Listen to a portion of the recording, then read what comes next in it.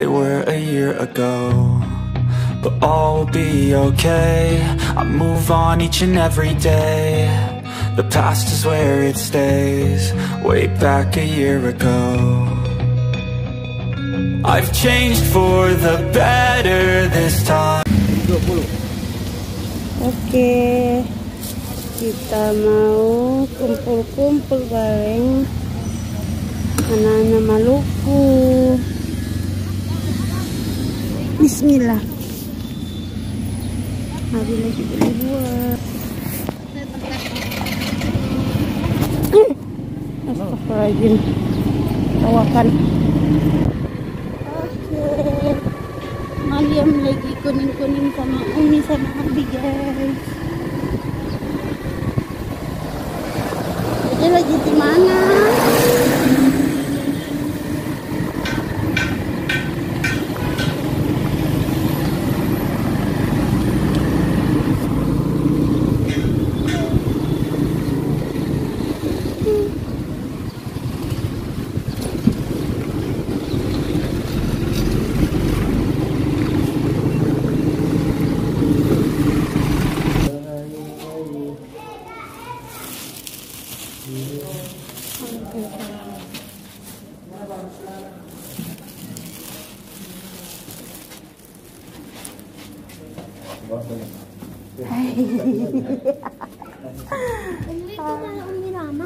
Assalamualaikum.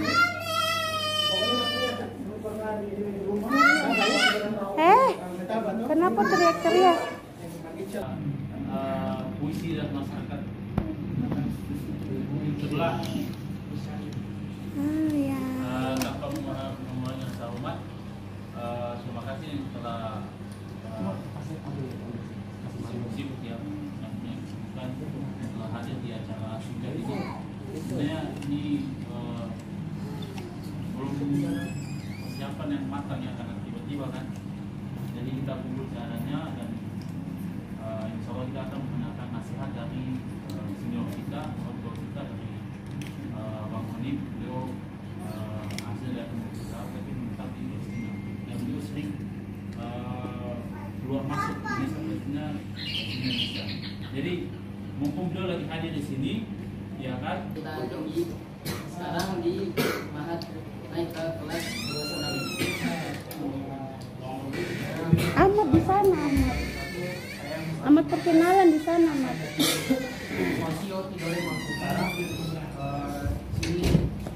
Memang bolak-balik dan sampai dengan saat ini situasi Palestina masih terjajah.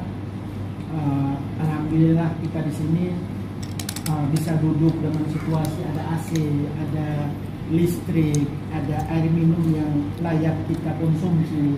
Tidak seperti saudara-saudara kita di Palestina itu, air yang mereka sediakan itu air yang sudah tercemar, air yang tidak layak konsumsi, tapi mereka harus mengkonsumsi karena hidup di bawah garis kemiskinan. Demikian juga listrik. Dalam satu hari di Gaza itu listrik cuma adanya 4 jam. Itu pun tidak pasti, mati terus. Jadi kita tidak seperti inilah. Karunia Allah Subhanahu wa Ta'ala luar biasa kepada antum di sini. Demikian juga bisa merasakan hasil tidak seperti muslimin yang ada di jalur Gaza hidupnya menderita di bawah garis kemiskinan. Dan juga perlu sampaikan bahwa antum di sini itu sangat beruntung lah, di mana antum menuntut ilmu di negeri para anbiya itu tidak diganggu atau tidak diperangi oleh pihak tertentu. Tapi bagi saudara-saudara kita di Palestina itu, mereka menuntut ilmu dalam situasi terjajah, menuntut ilmu dalam situasi terblokade, menuntut ilmu dalam situasi diperangi. Nah, setelah mereka menuntut ilmu selesai, itu mereka jadi pengangguran. Contohnya selesai S1, mereka penghafal Al-Quran, ilmunya luar biasa, nilai di perkuliahannya itu luar biasa, tapi setelah lulus tidak ada lapangan pekerjaan.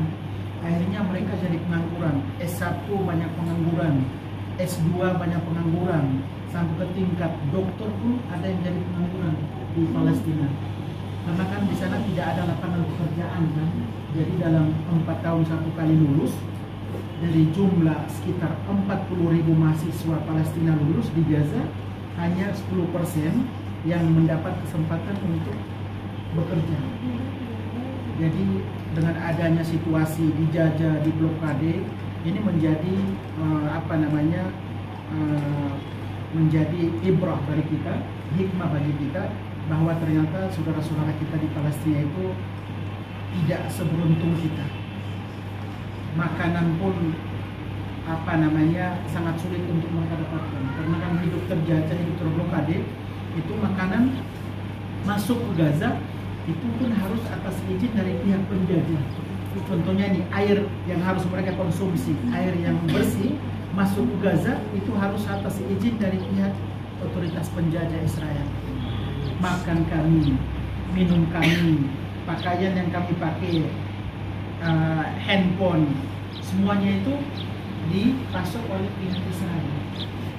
Jadi kalau kita di luar Indonesia di sana ada yang namanya memberikan dukungan kepada Palestina dengan memboikot produk, itu bisa dilakukan di luar, tapi kalau kamu di Palestina tidak bisa, karena yang kami makan, yang kami minum itu dipasok semuanya oleh pihak Israel. Seperti itu salah satu strategi dari pihak penjajah memblokade dan menjajah Israel, itu menjajah Palestina, salah satunya adalah untuk memperkuat perekonomiannya Israel. Salah satunya seluruh kapal dari negara lain yang sandar di pelabuhan Palestina, yang tadinya orang Palestina atau pemerintah Palestina mendapat pajak dari kapal tersebut, diambil semuanya oleh otoritas penjajah. Jadi pajak pendapatan dari impor ekspor yang tadinya dimiliki oleh pemerintah Palestina sekarang sudah tidak dikasih lagi karena sudah dikuasai kan, sudah dikuasai. Perlu sampaikan bahwa mungkin ada teman-teman sini yang beranggapan bahwa Palestina akan merdeka, kapan sih Palestina akan merdeka? Perlu sampaikan bahwa Palestina akan terjadi seperti ini sampai dengan batu akan berbicara, pohon akan berbicara, wahai Abdullah, di belakang saya orang Yahudi datang dan bunuh. Akan tetapi waktu tersebut itu kan menjadi misteri dari Allah Subhanahu Wa Taala, rahasia Allah Subhanahu Wa Taala, dan kita tidak tahu kapan waktu itu akan datang. Dengan demikian kita jangan berpikir bahwa Palestina akan merdeka dalam 20, 50, 100, 500, 1000 tahun kemudian. Tidak seperti itu, karena ini sudah menjadi sunnah Allah. Dan dengan adanya kejadian di Palestina itu menjadi kesempatan bagi kita nih, kesempatan bagi kita untuk menyatukan ukhuwah Islamiyah. Dengan adanya kejadian Palestina itu menjadi ladang aman buat kita. Jangan sampai ada teman-teman di luar sana berpikiran bahwa atau berpernyataan bahwa ngapain sih kita bantu Palestina, sedangkan di Indonesia pun ada orang-orang yang masih pantas yang harus kita bantu. Itu masih ada, dan sampai sekarang masih banyak membuat statement seperti itu, baik itu di media Bang Onim, YouTube, Instagram, tapi saya tidak pedulilah dengan statement-statement seperti itu, karena Bang Onim hadir di Palestina murni untuk mencari ridha Allah Subhanahu Wa Taala. Bang Onim hadir di Palestina untuk menjadi mata dan telinganya umat Islam masyarakat Indonesia. Bang Onim berada di Palestina menjadi jembatan ukhuwah antara Indonesia dan Palestina. Bang Onim berada di Palestina itu menjadi sarana pendistribusian bantuan dari lembaga-lembaga di Indonesia untuk saudara-saudara kita di Palestina. Salah satunya adalah lembaganya Ustadz Yusuf Mansur. Bahkan alhamdulillah ini menjadi, dengan adanya Bang Onim di sana itu menjadi kebanggaan tersendiri buat Indonesia, karena Bang Onim hadir di sana bukan atas nama kelompok tertentu, bukan atas nama lembaga yang Bang Onim bentuk itu namanya MPC, bukan atas nama Haroka, bukan atas nama partai tertentu, bukan atas nama faksi tertentu, bukan atas nama golongan tertentu. Tadi Bang Onim hadir di sana murni atas nama Indonesia, Merah Putih, dan Muslimin Indonesia. Nah, semangat ini yang harus dimiliki oleh lembaga-lembaga kemanusiaan di Indonesia, lembaga NGO di Indonesia, terus lembaga amal di Indonesia, karena tentunya tidak mudah menjadi semangat yang dimiliki oleh Bang Onim, yang mana bisa merangkul semuanya ke tingkat Muhammadiyah, ke tingkat Nahdlatul Ulama itu dengan nyamannya mereka berkomunikasi dengan Bang. Nah itu menjadi salah satu kebanggaan tersendiri buat Indonesia, kebanggaan tersendiri buat Indonesia Timur, kebanggaan tersendiri khususnya kita Maluku dan Maluku Utara. Karena Bang Onim di sana itu atas nama bangsa Indonesia. Nah itulah teman-teman yang ada di sini, tentunya ada yang beranggapan juga bahwa kenapa sih kita memberikan dukungan kepada Palestina. Sebenarnya ada beberapa poin, singkatnya adalah kita memberikan dukungan kepada Palestina ini adalah bagian dari akidah. Innamal mu'minuna ikhwatun, yang pertama, yang kedua innamal aqsa hiyal aqidah. Sesungguhnya kita memberikan dukungan kepada Palestina dan Masjidil Aqsa adalah bagian dari akidah kita. Kenapa Bang Onim katakan akidah? Karena terbukanya pintu dari langit ke bumi, dari bumi ke langit di mana? Palestina. Di Palestina. Nanti seluruh makhluk umat manusia dimatikan dan hidupkan di mana? Yaumil Mahsyar adanya di Palestina. Yang kedua, pertama kali yang melaksanakan sholat berjamaah oleh baginda Nabi Muhammad SAW di mana? Di Palestina. Dan setiap tahun seluruh umat Islam di dunia pasti akan mengadakan yang namanya Isra wal Mi'raj. Itu kan adanya di Palestina. Dengan demikian tentunya saat ini kita diberikan kesempatan oleh Allah Subhanahu wa taala. Sudah saatnya kita harus mempersiapkan diri untuk apa? Minimal dengan doa kita memberikan dukungan kepada saudara-saudara kita di Palestina. Saat ini teman-teman mungkin punya keinginan untuk ke Palestina belum terkabulkan. Yang ada di Palestina hanya Bang Onim. Yang paling penting adalah memberikan solidaritas kepada Palestina cukup dengan doa. Karena kan antum tahu sendirilah, doa adalah senjata paling ampuh untuk umat Islam di dunia. Karena kita meminta doa bukan memohon kepada presiden, bukan memohon kepada pejabat, bukan memohon kepada ulama, tetapi kita minta kepada Allah Subhanahu wa taala untuk diberikan kekuatan, diberikan kesabaran, diberikan ketabahan kepada saudara-saudara kita di Palestina untuk berjuang mempertahankan kiblat pertama Islam dunia, yaitu Masjidil Aqsa. Kenapa isu Palestina? Isu Palestina tentunya kita tahu sendiri, yang pertama bagian dari akidah kita sebagai umat Islam. Yang kedua, isu Palestina adalah amanah konstitusi yang tercantum di dalam Undang-Undang Dasar 1445 bahwa penjajahan di atas dunia harus dihapuskan.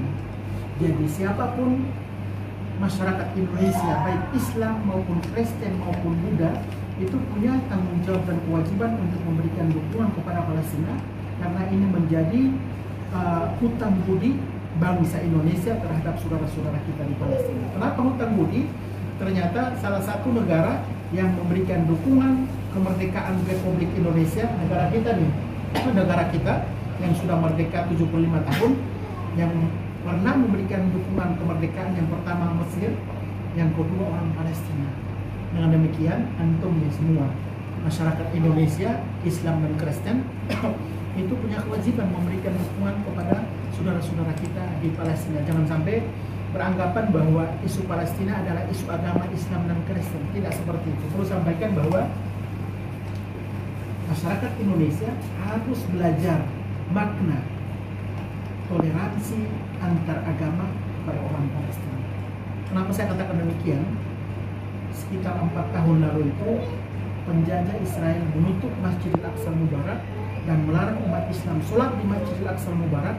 Serentak para pastor, para pendeta di Palestina mengeluarkan statement bahwa bila dalam 24 jam pihak Israel tidak membuka Masjidil Aqsa, maka seluruh gereja yang ada di Palestina akan diubah fungsikan menjadi masjid, dan seluruh gereja di Palestina akan dikumandangkan azan. Nah, ini yang tidak diangkat nih oleh media-media di Indonesia nih. Karena yang saya lihat, media-media di Indonesia akan peduli dan akan berpihak kepada Palestina jika mereka sudah melihat kematian, jika mereka sudah melihat pihak penjajah menutup Masjidil Aqsa Mubarak, jika mereka sudah melihat kematian anak-anak Palestina, jika mereka sudah melihat teriakan dan tangisan muslimat Palestina. Dan tidak seperti itu. Kita hubungan antara umat beragama, khususnya umat Islam, Tidak harus menunggu mereka meninggal atau melihat jasad mereka baru kita terpanggil. Seperti itu. Itu yang kedua. Yang kedua berkaitan dengan dukungan para Palestina, amanah konstitusi. Yang ketiga ini tentunya kemanusiaan. Isu Palestina ini adalah isu global. Kenapa saya katakan isu global? Pelanggaran hak asasi terbesar di dunia itu adanya di Palestina. Dan yang memberikan dukungan dan solidaritas kepada Palestina saat ini tidak hanya orang yang mengucapkan 2 kalimat syahadat, asyhadu an la ilaha illallah wa asyhadu anna muhammadan rasulullah. Jadi perlu saya katakan bahwa kita memberikan dukungan kepada Palestina tidak harus mengucapkan 2 kalimat syahadat. Cukup menjadi manusia saja. Itu sudah menjadi tanggung jawab dan kewajiban untuk memberikan dukungan untuk saudara-saudara kita di Palestina. Jadi mungkin saat ini ada teman-teman yang ingin sekali ke Palestina. Semoga ke depannya aksesnya mudah. Silakan datang ke sana, tinggal di tempat Bang Onim, bantu-bantu Bang Onim tadi itu ke depannya. Kalau aksesnya itu sudah bagus. Jadi saya di sini tentunya menghimbau buat video yang mau kesini. 20 أخذها كويس خد كمان مرة كمان أيوة. Jadi tentunya di sini saya sebagai sahabat kalian, abang kalian sesama Maluku dan Maluku Utara, orang Indonesia Timur, tentunya hanya menitip pesan dan menghimbau supaya antum di sini fokus dan konsen menuntut ilmu saja, karena ilmu yang antum dapatkan di sini itu sangat dinantikan oleh kampung halaman antum, dinantikan oleh orang tua antum, dinantikan oleh pondok pesantren antum, dinantikan oleh agama Islam Indonesia, umat Islam Indonesia, dinantikan oleh bangsa Indonesia. Jadi cukup konsentrasi menuntut ilmu di sini, tidak usah sibuk bergabung dengan komunitas tertentu yang nantinya akan mempengaruhi studi antum di sini. Cukup dengan fokus dan konsentrasi di sini saja, selesai itu pulang. Kalaupun nantinya kita tidak berharap terjadi atau pecah peperangan lagi di Palestina, sudah di Gaza. Jika nanti terjadi peperangan, itu antum tidak usah terbawa emosi, emosionalnya pasti ada. Tapi antum harus sadar bahwa antum ada di negara orang yang berbatasan dengan Palestina, yang mereka di sini juga punya undang-undang dan aturan sendiri. Jangan sampai dengan adanya emosional kecintaan antum berlebihan terhadap Palestina dan Masjidil Aqsa berpengaruh terhadap studi antum.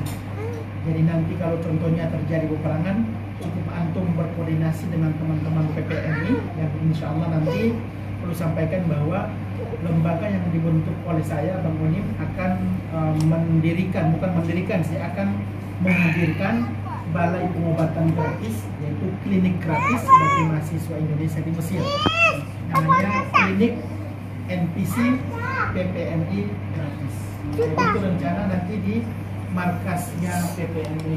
Itu sudah saya komunikasikan dengan Bapak Duta Besar, ketemu beberapa hari lalu. Saya juga sudah sampaikan kepada Presiden PPMI, selesai kegiatan bangunan di Indonesia, hadir di sini sekaligus peresmian klinik gratis untuk mahasiswa Indonesia di Mesir. Seperti itu. Itu pertama kerjasama dengan PPMI. Jadi nanti kedepannya kalau teman-teman ingin menyumbang ke Palestina, silakan koordinasi dengan PPMI atau nanti kunjungi di nomor teleponnya Nusantara Palestina Center, NPC. Itu NPC, lembaga kemanusiaan, konsen di bidang sosial kemanusiaan yang dibentuk oleh Bang Onim. Pendiri dan pembina adalah Bang Onim, yang mana NPC itu kantornya di Jakarta, timnya ada di Palestina dan juga ada di Mesir sebagai penerjemah dan translator. Ya, seperti itu. Jadi nanti ada Instagram Bang Onim. Kalau ada teman-teman di sini yang mau bertanya berkaitan dengan Palestina, ada grup di Ayub di sini, nanti Ayub bisa koordinasi langsung ke Bang Onim. Seperti itu. Jadi mungkin setelah Bang Onim di Indonesia balik ke sini nanti bikin acara lagi, karena ini memang mendadak, bikin acara lagi, bikin acara di luar kota insya Allah. Mungkin kita pakai mobil 1-2 bis gitu. Konsumsi berapa kan? Pasti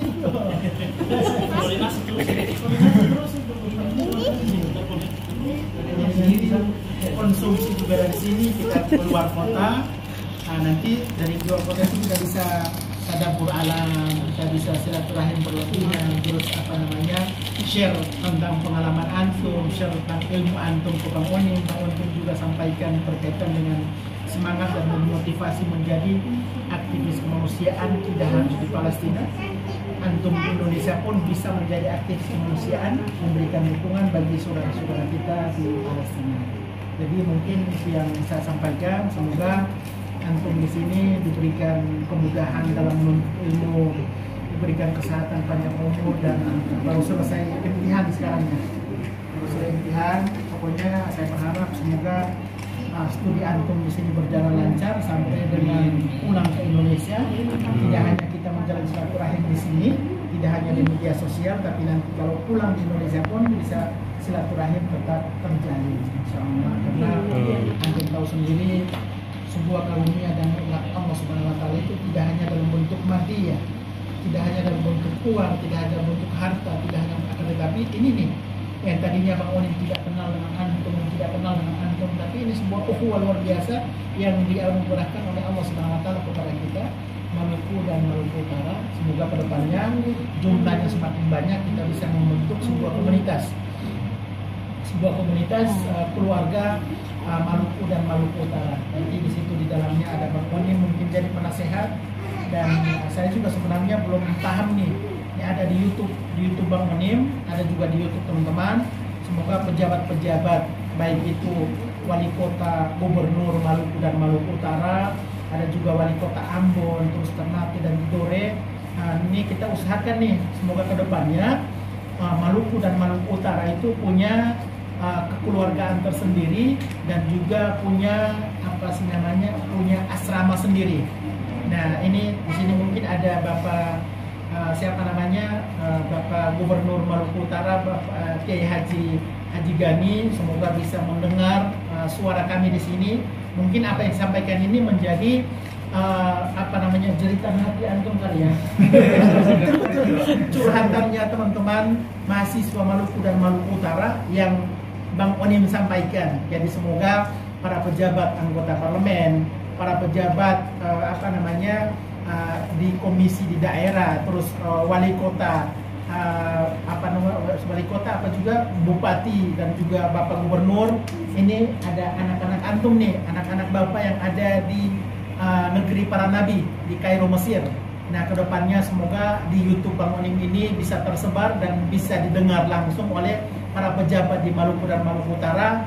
Kami di sini tentunya ingin sekali punya asrama sendiri, karena ternyata sudah puluhan tahun bahkan ratusan tahun teman-teman mereka ini masih ngontrak. Jadi kita ingin ada asrama sendiri. Di asrama tersebut dari Maluku dan Maluku Utara bisa tinggal di situ, mengeratkan, jadi tidak terpisah-pisah. Ada yang tinggal di wilayah lain, ada yang kontrak lain. Kita tidak tahu bagaimana nasib mereka yang tinggal di negara orang. Jadi semoga nanti Bang Onim ketemu dengan Bapak Gubernur Maluku dan Maluku Utara pun nanti Bang Onim sampaikan insyaallah, karena sangat murah sekali sebenarnya. Kalau yang penting kita punya ada kemauan sebenarnya. Kalau ada kemauan teman-teman pejabat yang ada di Maluku Utara itu, kalau ada kemauan peduli terhadap anak-anak Bapak yang ada di Kairo, Mesir, itu sangat mudah. Itu pokoknya tidak lebih dari 10 miliar itu sudah bisa memiliki asrama Maluku dan Maluku Utara. Karena di sini kan yang dijual ada yang cuma sekitar 700 juta juga sudah ada, 1 miliar juga sudah ada untuk menempatkan mahasiswa Maluku dan Maluku Utara di asrama tersebut. Itu kan sangat murah sekali. Jadi saya berharap, semoga tentunya berharap kepada Allah Subhanahu wa taala. Yang kedua, mohon doa dari teman-teman yang ada di sini. Yang ketiga, dukungan dari para pejabat daerah di Maluku dan Maluku Utara. Terima kasih atas silaturahim ini. Mohon doanya semoga Bang Onim tetap istiqamah dalam berjuang di bidang kemanusiaan, karena lembaga yang Bang Onim bangun ini tidak hanya bantu Palestina nih, tapi juga bantu mahasiswa Indonesia di Mesir dengan program klinik gratis tersebut. Yang kedua, juga membantu masyarakat Indonesia yang dilanda bencana, dan juga bantu saudara-saudara kita yang ada di Palestina. Jadi tidak hanya konsen di Palestina. Terima kasih atas silaturahimnya, saya sangat senang sekali. bisa bertemu dengan keluarga Bang Onim di asal dari Maluku dan Maluku Utara, ada juga yang dari Ambon, ada yang dari Tidore, ada yang dari Ternate, Jailolo, ada yang dari Obi, ada yang dari Bacan. Alhamdulillah kami di sini satu atas nama Maluku dan Maluku Utara. Terima kasih. Assalamualaikum warahmatullahi wabarakatuh. Ini lama ya?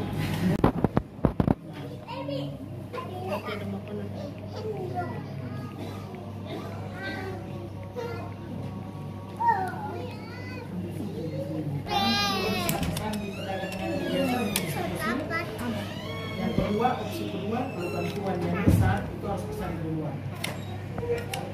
Nah, teman-teman, kita setelah silaturahim, setelah sharing, kita makan nasi putih ini, teman-teman, nasi putih.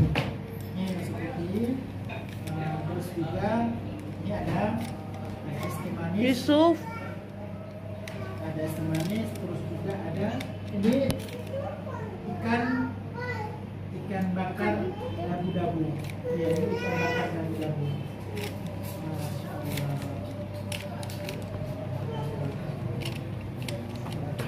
Ibunya mana sih? Ini konsumsinya baru datang, guys. Apa ini? Ada nascok, pascok, miscok.